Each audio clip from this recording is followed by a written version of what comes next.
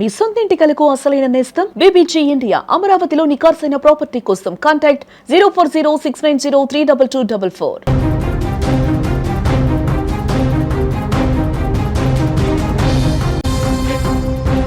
అగ్రరాజ్యం అమెరికా భారత్ మధ్య ఇప్పుడు ట్రేడ్ వార్ ముదురుతోంది.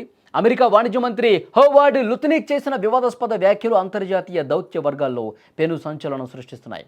ప్రధాని మోదీ తమ అధ్యక్షుడు డొనాల్డ్ ట్రంప్కు ఫోన్ చేయలేదని, ఆ ఒక్క కారణంతోనే రెండు దేశాల మధ్య జరగాల్సిన కీలక వాణిజ్య ఒప్పందం ఆగిపోయిందని లుత్నిక్ ఆరోపించారు. ఈ ఆరోపణలను భారత విదేశాంగ శాఖ అయితే అంతే వేగంగా అంతే బలంగా తిప్పికొట్టింది. లుత్నిక్ చెప్పిన మాటల్లో నిజం లేదని, ఆయన వ్యాఖ్యలు వాస్తవ దూరమని భారత్ కుండబద్దలు కొట్టింది. విదేశాంగ శాఖ అధికార ప్రతినిధి రణధీర్ జైస్వాల్ ఈ అంశం మీద స్పందించారు. అమెరికా మంత్రి చేస్తున్న విమర్శలు ఖచ్చితమైనవి కావని ఆయన స్పష్టం చేశారు. నిజానికి భారత్ అమెరికా మధ్య ద్వైపాక్షిక వాణిజ్య ఒప్పందం కోసం గత ఏడాది ఫిబ్రవరి 13 నుంచే చర్చలు నిరంతరాయంగా సాగుతున్నాయి. ఇరు దేశాలకు సమాన ప్రయోజనం చేకూరేలా ఒక సమతుల్యమైన ఒప్పందం కోసం అధికారులు చాలాసార్లు భేటీ అయ్యారు. కొన్ని సందర్భాల్లో ఒప్పందం దాదాపు ఖరారయ్యే దశకు చేరుకుంది. కానీ దీనిని మోదీ ఫోన్ కాల్కు ముడిపెట్టడం సరికాదని మండిపడ్డారు. భారత్ ఇదే కౌంటర్ ఇచ్చింది. ముఖ్యంగా మోదీ ఫోన్ చేయలేదన్న వాదనను భారత్ గణాంకాలతో సహా వివరించింది. 2025వ సంవత్సరంలో ప్రధాని మోదీ ట్రంప్ మధ్య 8 సార్లు ఫోన్ సంభాషణలు జరిగాయని జైస్వాల్ గుర్తు చేశారు. వివిధ అంతర్జాతీయ అంశాలతో పాటు రెండు దేశాల వ్యూహాత్మక భాగస్వామ్యంపై వాళ్ళిద్దరూ కూడా సుదీర్ఘంగా చర్చించారు. అలాంటప్పుడు సంభాషణల్లో అంతరాయం ఎక్కడ ఉంది అని భారత్ సూటిగా ప్రశ్నించింది. ఇక రష్యా నుంచి భారత్ చమురు కొనుగోలు చేస్తోందన్న నెపంతో ట్రంప్ సర్కార్ భారత్ మీద 50% భారీ టారిఫ్ విధించారు.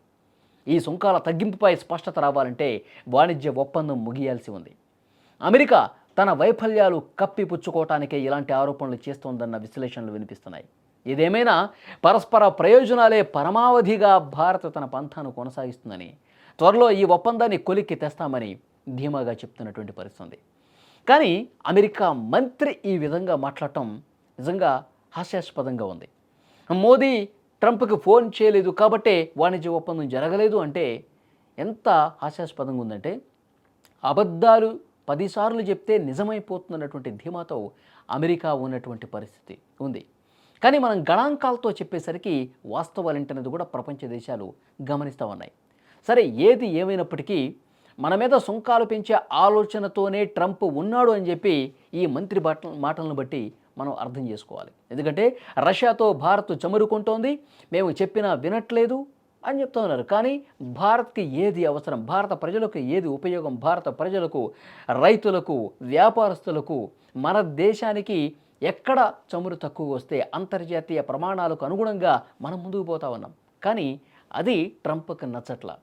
సో ఏదైనప్పటికీ రష్యాతో చమురు కొనుగోలుని ఎట్టి పరిస్థితుల్లో నిలిపివేయాల్సిందే. నిలిపివేయకపోతే మేము సుంకాలు పెంచుతాం, 500% వరకు పెంచుతామని చెప్పి చెప్తూ ఉన్నారు.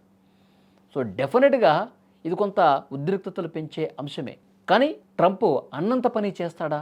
ఎందుకంటే 500% సుంకాలు నిజంగా విధిస్తే అది భారత్ కంటే కూడా అమెరికాకే ఎక్కువ నష్టం. అది ఇప్పటికే చాలామంది ఆయనకి చెప్పినారు. కానీ రష్యా మీద ఉన్నటువంటి కోపంతో ఈ విధంగా భారత్ మీద ఆయన మాట్లాడుతూ ఉన్నాడు. సో డెఫినెట్గా భవిష్యత్తు ఏ విధంగా ఉండబోతున్నది కూడా కొద్ది రోజుల్లోనే తెలుస్తుంది. మనం మాత్రం వాస్తవాలు చాలా క్లియర్గా, చాలా పారదర్శకంగా ప్రపంచం ముందు పెట్టాం. భవిష్యత్తు ఎలా ఉంటుందో తర్వాత చూడాల్సినటువంటి అవసరం.